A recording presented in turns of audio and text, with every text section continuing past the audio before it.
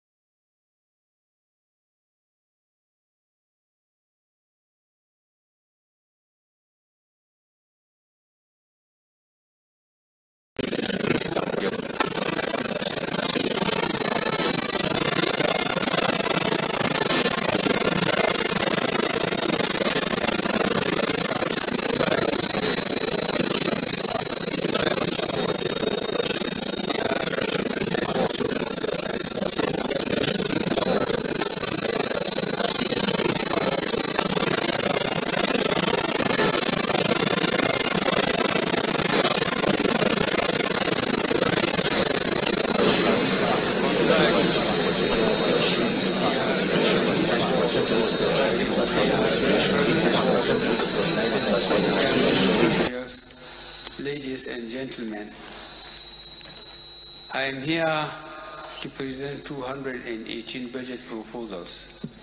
Before presenting the budget, let me thank all of you distinguished and honorable members of the National Assembly, and indeed all Nigerians, for your support and prayers for my full recovery while I was on medical vacation. I am very pleased to address this joint session of the National Assembly on the revenue and expenditure estimates and related matters of the federal government of Nigeria for 2018 fiscal year. The 2018 budget will consolidate on the achievements of previous budgets and deliver on Nigeria's economic recovery and growth plan 2018 to 2020.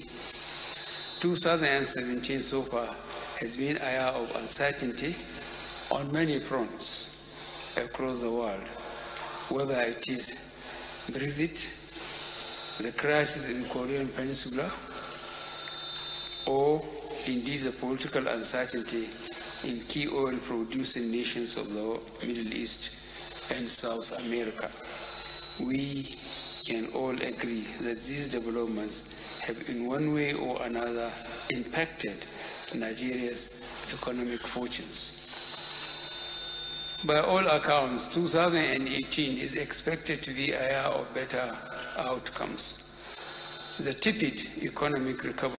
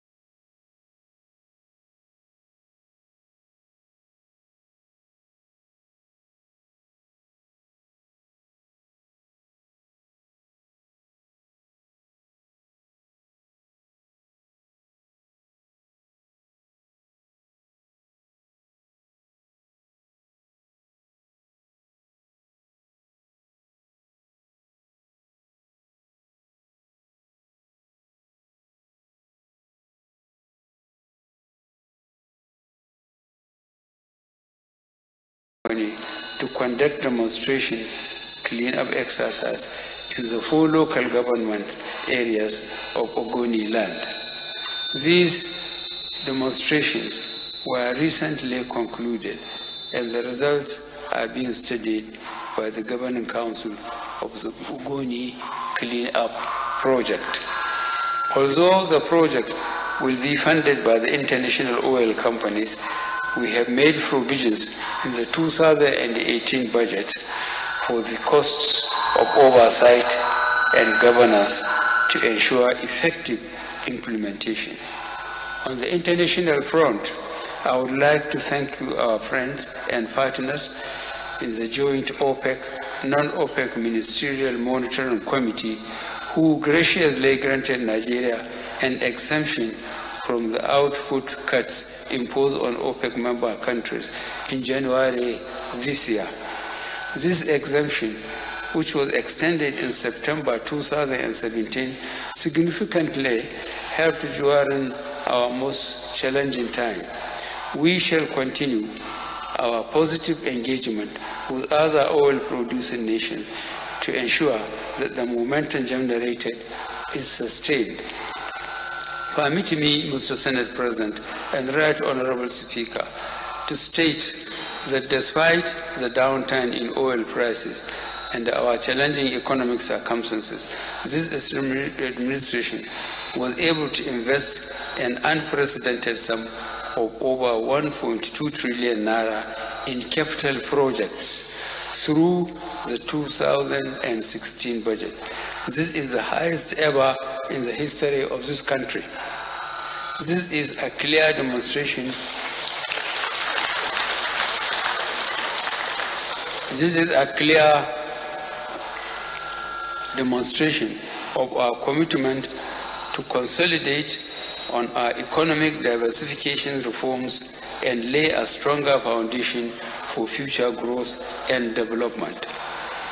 Our Sovereign Wealth Fund, which was established in 2011 with $1 billion United States dollars, did not receive additional investment in 4 years when oil prices were as high as 120 United States dollars per barrel. However, despite record low oil prices, this administration was able to invest an additional 500 million United States dollars in the fund.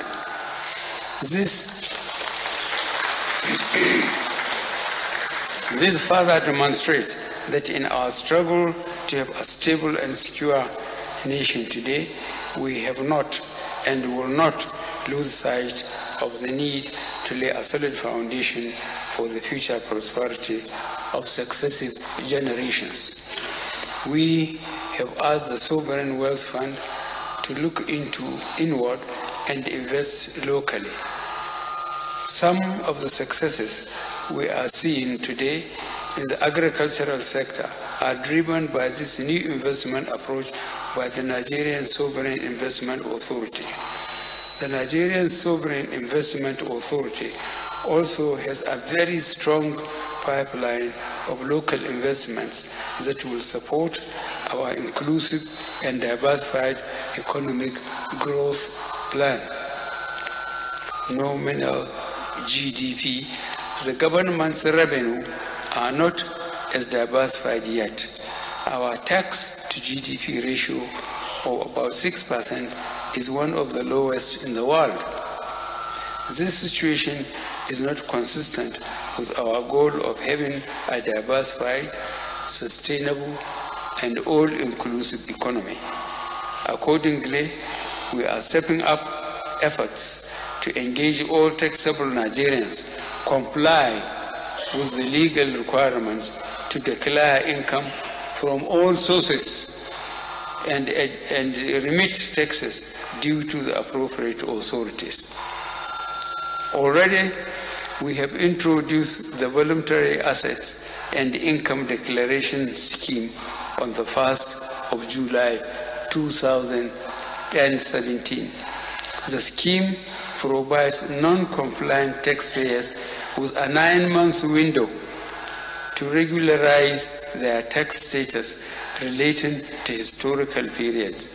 In return, overdue interest and penalties will be forgiven. In addition, no investigations or criminal charges will be brought against participating taxpayers. We expect that this scheme will widen the tax net for both the federal and state governments. I am therefore asking all Nigerians to see this opportunity and to do the right thing. Let us not shy away from our duty to build a better Nigeria. In 2016, this administration adopted a policy of allocating at least 30% of our annual budget to capital expenditure. This was entrenched in the economic recovery and growth plan to unlock further growth in the economy. This tradition was maintained in the 2017 budget and has been reflected in the proposal for 2018, in which 30.8% of total expenditure has been set aside for the capital vote. To support these efforts, you would recall that an efficiency unit was set up under the Federal Ministry of Finance to reduce wastage, plug leakages, and foster greater fiscal transparency. We have intensified the implementation of the integrated payroll and personal information system across government, ministries, departments, and agencies to automate personal records and salaries payment processes with the goal of eliminating ghost workers. 461 federal ministries, departments, and agencies have been captured on the system so far. Our target is to enroll all ministry, departments, and agencies. I have directed the military and other security agencies to ensure total compliance without further delay.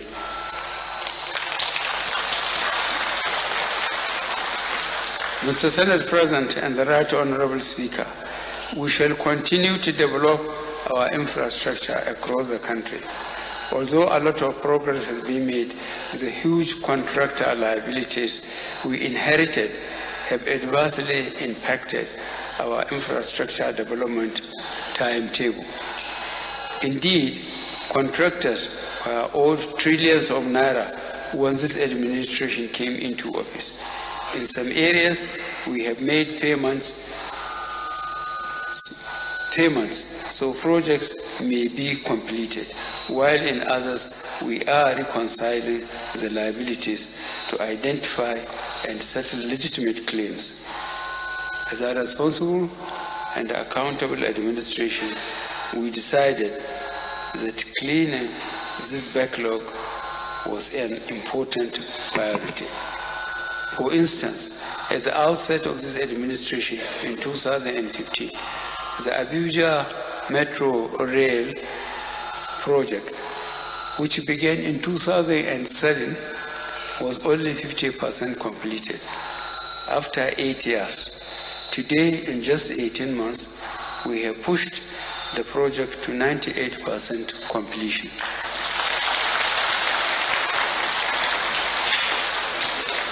This was achieved as the Nigerian government was diligently able to meet its counter-fundamental obligations for the Chinese loans.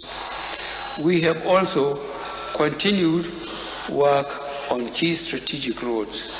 Over 766 kilometers of roads were constructed or rehabilitated across private sector investors in exchange for tax credits.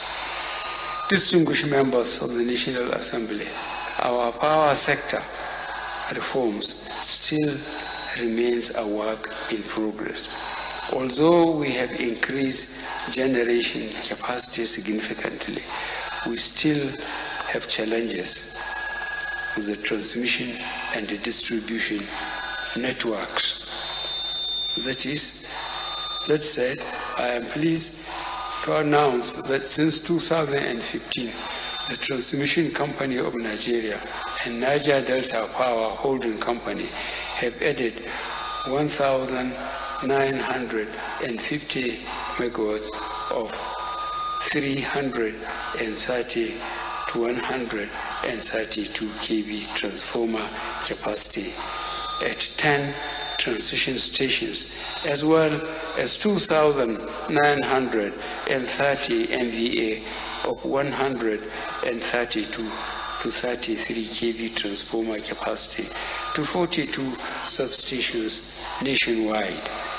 With these additions, the transmission network today can handle up to 7,000 megawatts.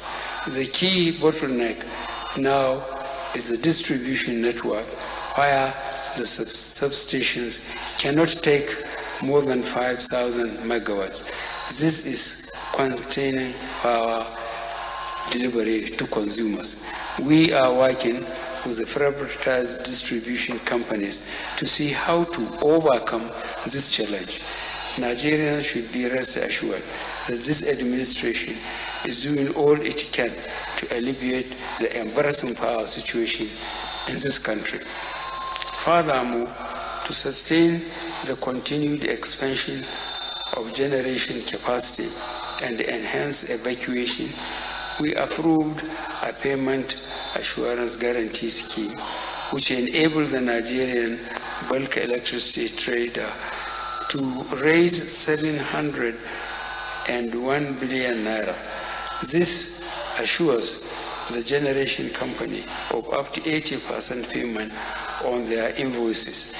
This intervention has brought confidence back into the sector, and we expect additional investment to flow through, particularly in the gas production sector.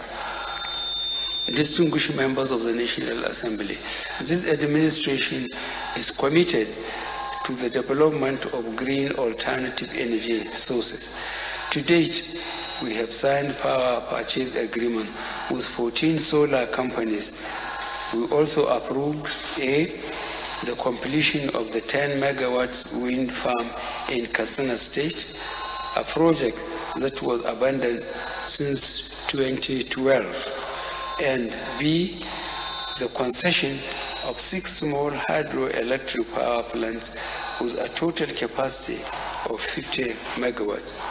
To enable the successful take-up of these and future green projects, I am pleased to inform this distinguished assembly that the federal government will be launching the first African sovereign green bond in December 2017.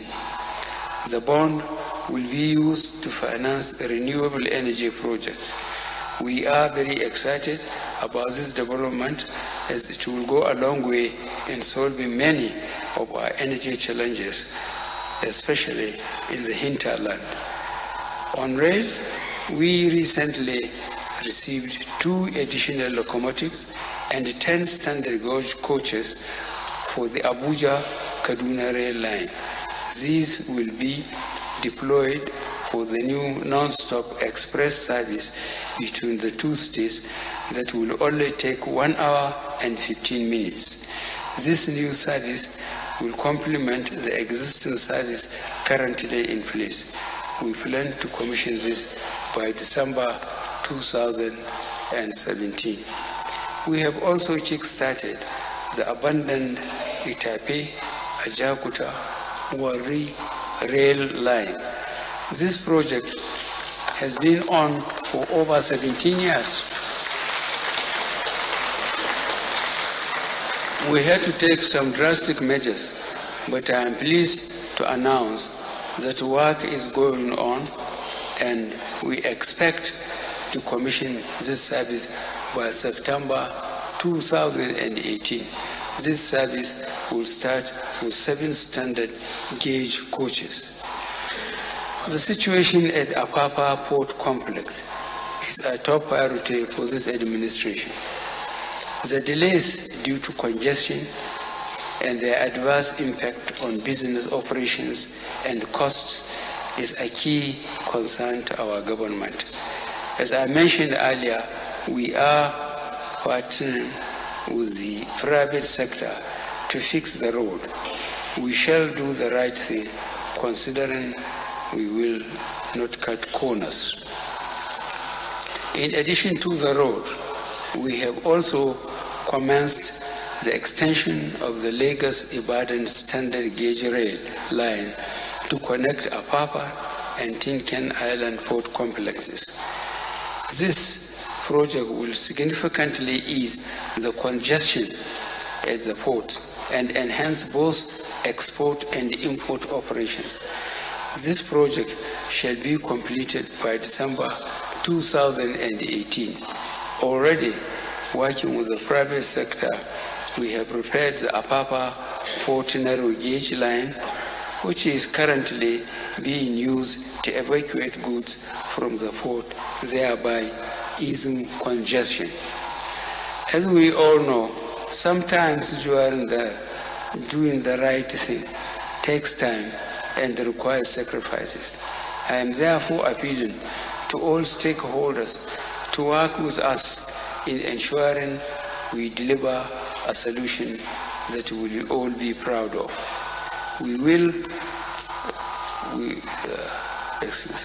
Certainly, the infrastructure requirements to reposition Nigeria for the future is huge, and our resources are limited. Government, therefore, will pursue private partnership to maximize available capital and development impact. In the next fiscal year, we will also establish 7 tertiary health institutions across the country through partnership with our Foreign Wealth Fund and other private sector investors. The agricultural sector played a crucial role in Nigeria's exit from recession. Today, it remains the largest employer of labor and holds significant potential to realize our position of repositioning Nigeria as a food-secured nation. We will consolidate on existing policies and develop new ones to ensure the numerous value chain challenges in the agricultural sector are addressed.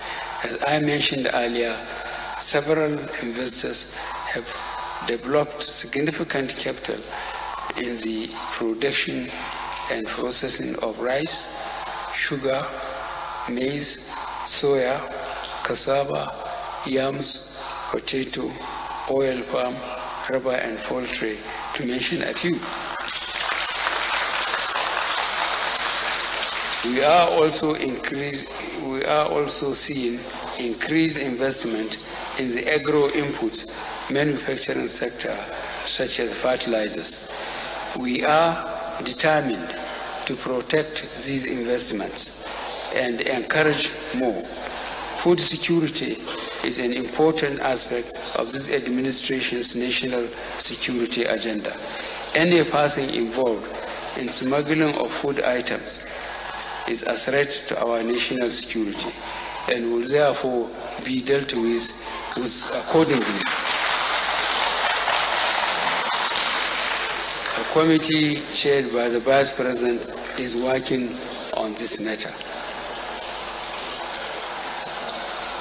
A key part of their work will be the reactivation of the Badagry Agreement signed between Nigeria and the Republic of Benin in 2003.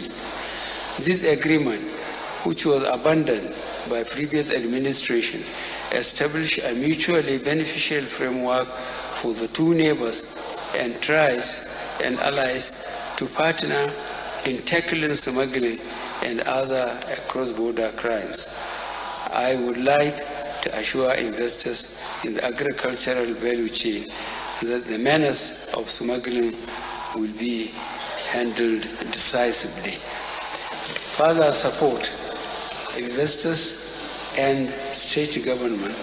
We will accelerate the establishment of at least 6 staple crop processing zones In the first phase, this initiative will develop infrastructure for the production, processing, and storage of strategic commodities. The focus is on backward integration for grains, horticulture, livestock, fisheries, and sugar, as well as exportable commodities such as cocoa, cassava, and oil palm. During 2017, the country had a number of disease outbreaks such as meningitis, yellow fever, monkeypox, and Lassa fever. I would like to commend the Federal and State Ministry of Health for their selfless service and timely responses to contain these outbreaks. I would also like to thank the World Health Organization, the Global Fund, and UNICEF for their continued support during these trying times. This collaboration was a key factor in the low mortality rates experienced. To further improve our response to such outbreaks, we are working to upgrade our integrated disease surveillance and response system. This will further enhance the efficiency of our diagnostic and clinical management processes. In this respect, I urge this distinguished House to expedite the passage of the bill for the Nigerian Center for Disease Control to enable us to consolidate on the successes recorded to date.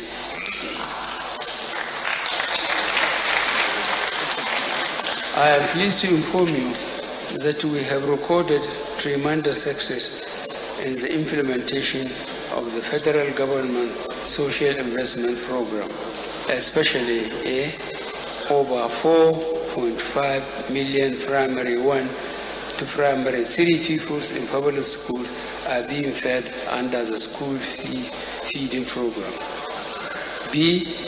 Over 200,000 unemployed graduates have been employed under the N-Power scheme in education, health, and agricultural sectors.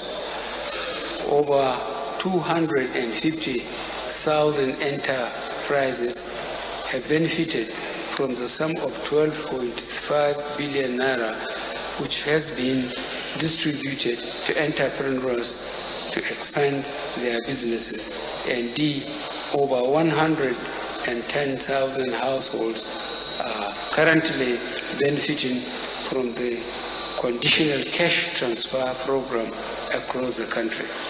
The 2017 budget of recovery and growth was based on a benchmark oil price of $44.5 United States dollars per barrel. Oil products of September 2017, mainly due to the shortfall in non-oil reserves. A key revenue shortfall was from independent revenues. Only 155.14 billion naira was remitted by September 2017, as against the projected pro-rate sum of 605.87 billion naira. This represents a 74% shortfall, which is very disappointing. This recurring issue of under-remittance of operating surpluses by state-owned entities is absolutely unacceptable. You will all recall that in September 2017, the Joint Admissions and Matriculation Board announced that they were ready to remit 7.8 billion naira back to the government. The shocking discovery was that in the last decade, JAMB only remitted aggregate of 51 million naira. This clearly illustrates the abuses that occur in state-owned entities, as well as their potentials for increased independent revenues. If only people would do the right thing. We all need to play our role to ensure the right thing is done. I would also like to remind Nigerians that the whistleblower lines are still open.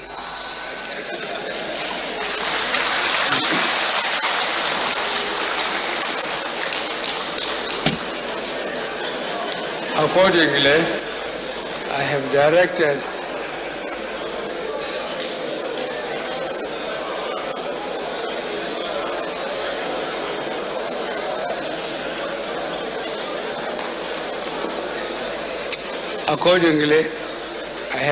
the economic management team to review the fiscal profiles of these agencies to ensure strict compliance with applicable executive orders and financial regulation.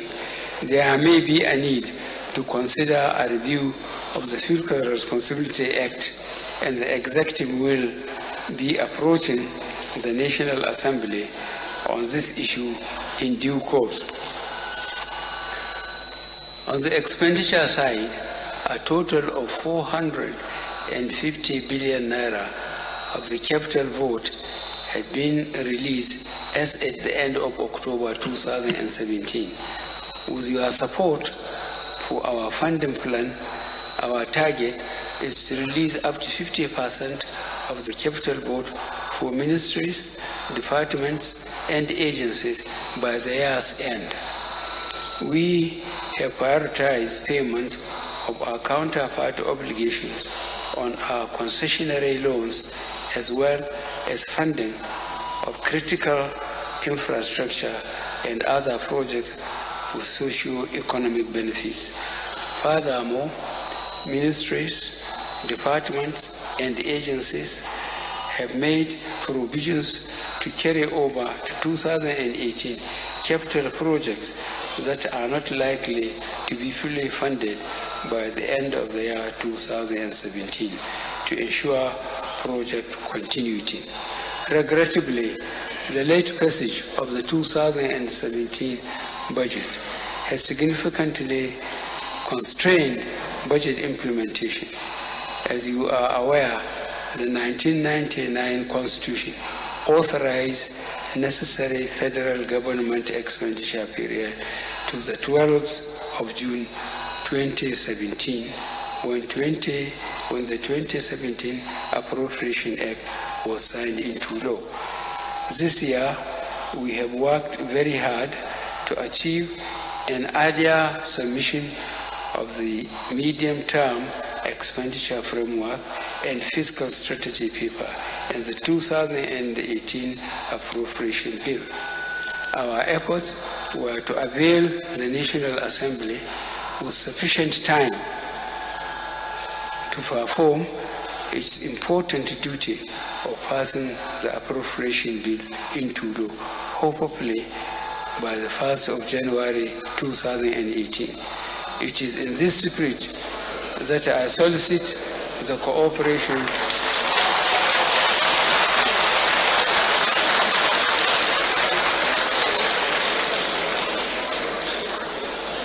It is in this spirit that I solicit the cooperation of the legislature in our efforts to return to a more predictable budget cycle that runs from January to December.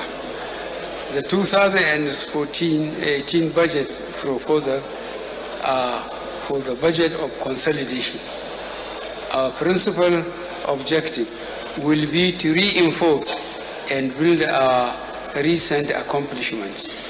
Specifically, we will sustain the reflationary policies of our first two budgets.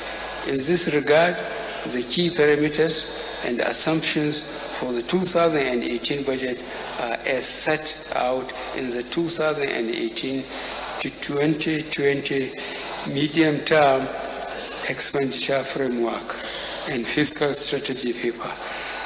These include benchmark oil price of United States $45 per barrel, oil production estimate of 2.3 million barrels per day, including condensate. C, exchange rate of 305 naira to United States dollar for 2018. D, real GDP growth of 3.5%, and E, inflation rate of 12.4%. Based on the above fiscal assumptions and parameters, total federal collectible revenue is estimated at 11.98 trillion naira in 2018, such that the three tiers of government shall receive about 12% more revenue in 2018 than the 2017 estimate. Of the amount, the sum of 6.387 trillion naira is expected to be realized from oil and gas sources. Total receipts from the non-oil sector are projected at 5.597 trillion naira. The federal government's estimated total revenue is 6.607 trillion naira in 2018, which is about 30% more than the 2017 target. As we pursue our goal of revenue diversification, non-oil revenues will become a larger share of total revenues. In 2018, we project our oil revenues of 2.442 trillion naira and non-oil as well as other revenues of 4.165 trillion naira.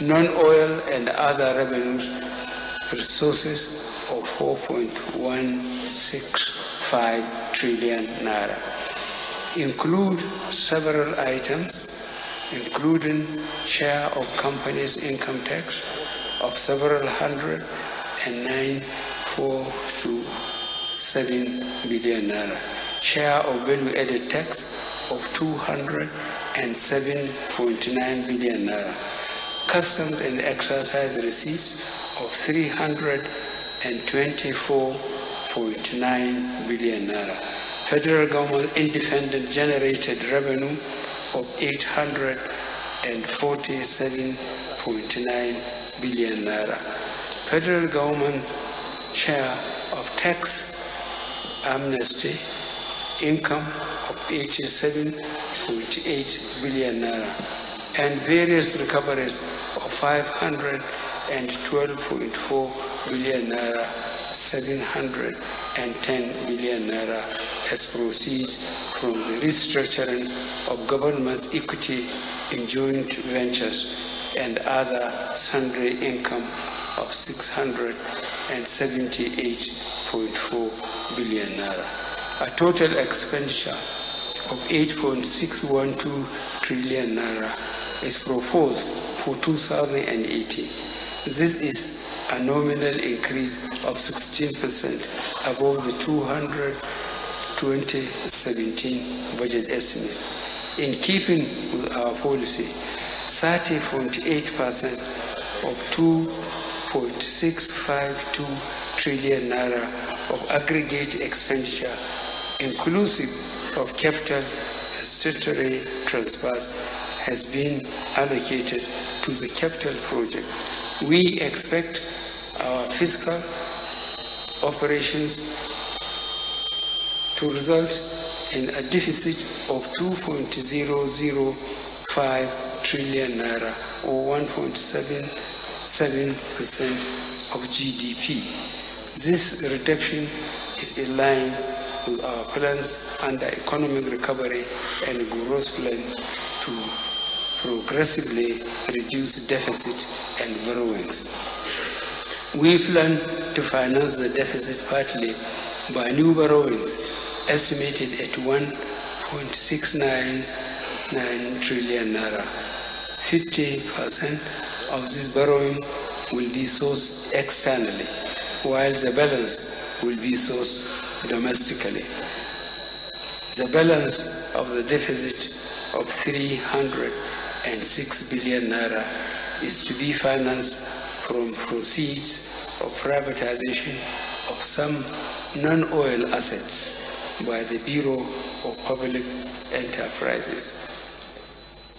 The proposed 8.612 trillion naira of 2018 aggregate expenditure comprises a recurrent cost of 3.494 trillion naira, debt service of 2.014 trillion naira, C, statutory transfer of about 456 billion naira, D, sinking fund of 220 billion naira to retire maturing bond to local contractors, E, capital expenditure of 204.28 trillion naira, excluding the capital component of statutory transfers. 456.46 billion naira was provided in the 2018 budget for statutory transfers. The 5% increase over last year's provision is mainly due to increases in transfer to Niger Delta Development Commission and the Universal Basic Education Commission, which are related directly to the size of oil revenue. We are closely monitoring our debt service to revenue ratio. We shall address this ratio through our non-oil revenue generating drive and restructuring of the existing debt portfolio. Presently, domestic debt accounts for about 79% of the total debt. Our medium-term strategy is to reduce the proportion of our domestic debt to 60% by the end of 2019 and increase external debt to 40%. It is noteworthy that rebalancing our debt portfolio will enhance private sector access to domestic credit. In addition, annual debt service costs will reduce as external debts are serviced at lower rates and repaid over a longer period than domestic debt. A substantial part of the recurrent cost proposal for 2018 is the payment of salaries and overheads in key ministries, providing critical public services such as 1, 510.87 billion naira for interior, B, 425.01 billion naira for education, C, 422.43 billion for defense, and D, 269.34 billion naira for health. The allocation for these ministries represent significant increases over votes in previous budgets. Personal costs in projected to rise by 12% in 2018. Although we have made substantial savings by registering ministries, departments, and agencies on the Integrated Personal Payroll Information System platform, the increase is mainly due to provision for staff promotion areas and recruitment by the military, police, force, and paramilitary agencies. Furthermore, I have directed agencies are not to embark on any fresh recruitment unless they have obtained all the requisite approvals. Any breach of this directive will be severely sanctioned. Overhead costs is projected to rise by 26 billion naira in 2018, a total increase of about 12%, reflecting inflationary adjustment. Ministries, departments, and agencies are required to adhere to government regulation. To consolidate on momentum of 2017 budget's implementation, many ongoing capital projects have been provided for the 2018 budget. This is in line with our commitment to appropriate fund ongoing capital projects to completion.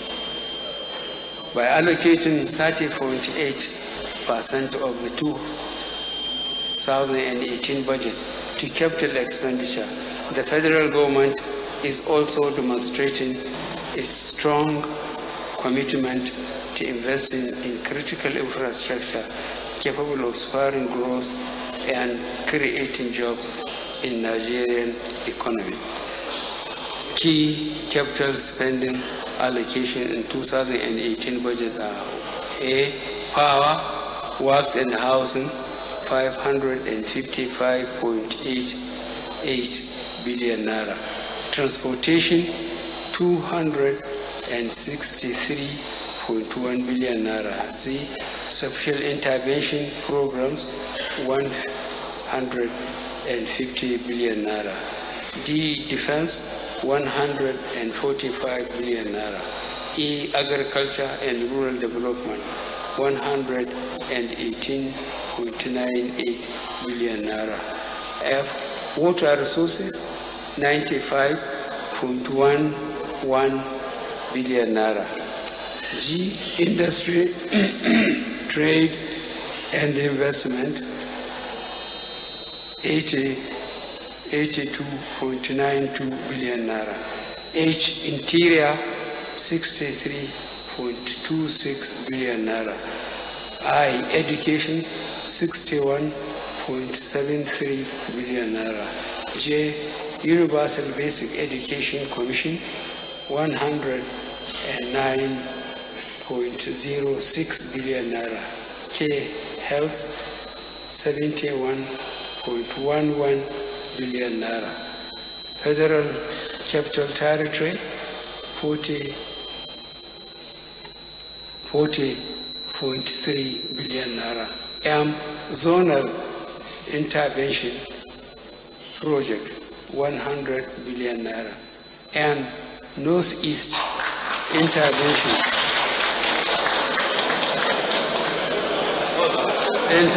Fund, 45 billion naira. Or Niger Delta Ministry, 53.8 billion naira. P. Niger Delta Development Commission, 71.2 billion naira. As I had previously indicated, we aim to consolidate on our achievement in 2017. We shall meet our counterpart funding obligations. We shall complete all ongoing projects, and we shall carry forward all strategic projects that were budgeted for, but which were unable to kick start due to liquidity challenges. Later passages of the budget prolonged contractual negotiations and other matters.